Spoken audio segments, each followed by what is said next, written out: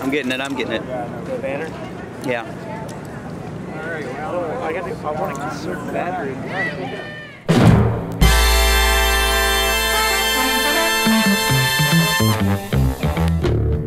My name is Dan Johnson. I'm from Tucson, Arizona. I'm a pastor of a Covenant church. I'm Max. This is my wife, Nadine. We're from Valley High Covenant in Sacramento. This is my first time helping out in the community. I love to give back. Yes, I've had experiences feeding the poor and the homeless. Today, I hope to learn how myself as a pastor and we as a church will be able to respond to the needs and to the concerns of people who are homeless. Brought it back like a record on a slip, Madison. I got that. You trying to get that? He looked puzzled when I asked what he asked me.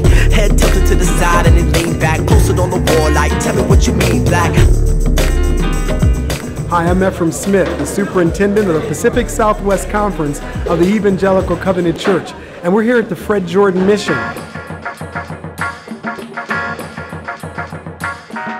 We're about to go up on the 4th floor so that you can get a picture of a very special and unique partnership to train believers to be all that God has created them to be, and to bring the good news of Jesus Christ amongst the poor and the marginalized.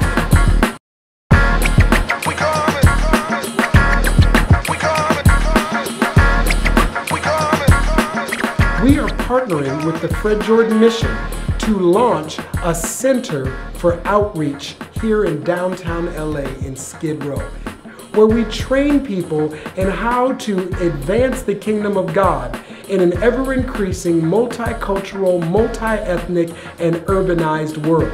So our vision is not to just have events to serve, to present the gospel, but to also have a broader, more holistic initiative where we're training people, we're giving them hands-on experiences, and they're empowered to go back to their churches and equip people, and they can advance the kingdom right where they are. My job today is to sit at one of the tables here with the homeless that we are feeding and to kind of be a host, be the 10th guest, they call it. It's important to serve in a ministry because we have the ability and everyone can get plugged in and serve somewhere.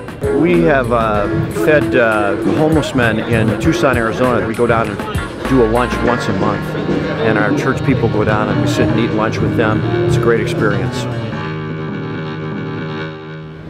I hope to learn more about what it feels like to live on the street as a person. I like to be able to meet at least 2 people and be able to understand what they are going through.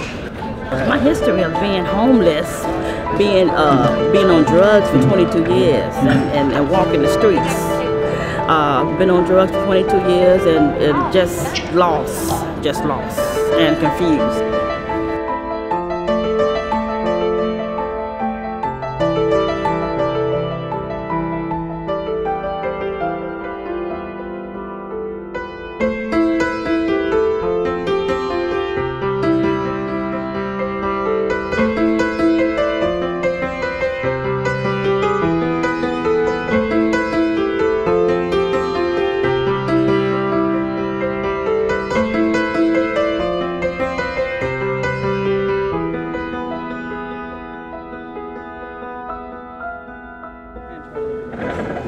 What helped me when I was homeless, I went into a program.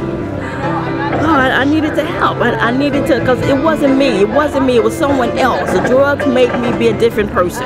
And I didn't like me. I didn't like me doing those things that I did. So I went into a program for help, and they helped me. They gave me what I needed. And only by the grace of God, I'm standing before you. Next month, I have 8 months clean.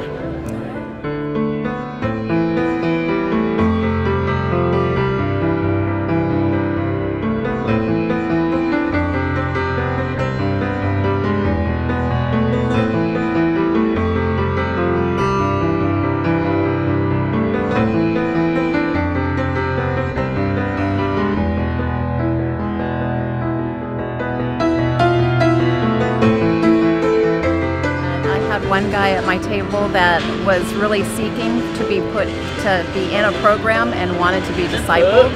And so we got him connected, and he has an interview on Monday morning for the Fred Jordan Mission. So that was awesome.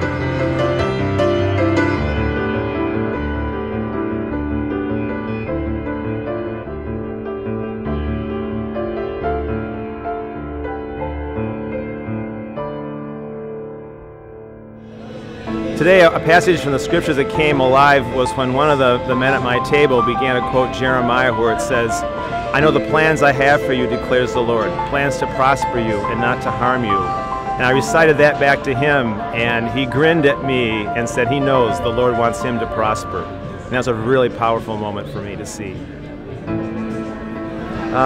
What surprised me, first of all, was I had a family at my table that was intact, a mom and a dad, and 2 little kids. It was heartbreaking because little Bianca is 2 years old, and they had a little boy that was just born 6 months ago. But there they were, little baby in a carriage, and mom breaks out the formula and feeds the little guy, and oh my gosh, it was sad. But I was able to pray with them. They love Jesus, and I just prayed that God His angels would be around them.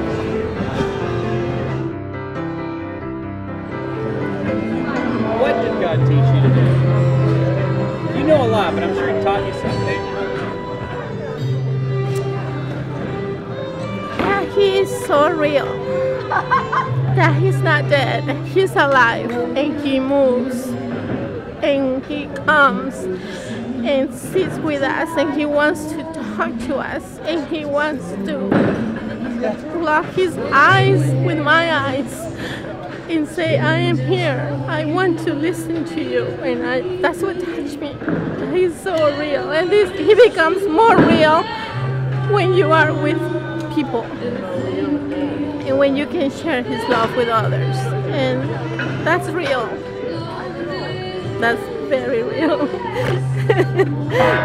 So I guess it's safe to say that everybody got they something. Like Lauren said, right? That thing.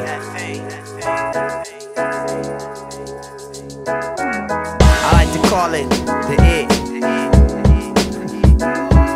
It is that thing, see? It's what motivates you. It's what drives you.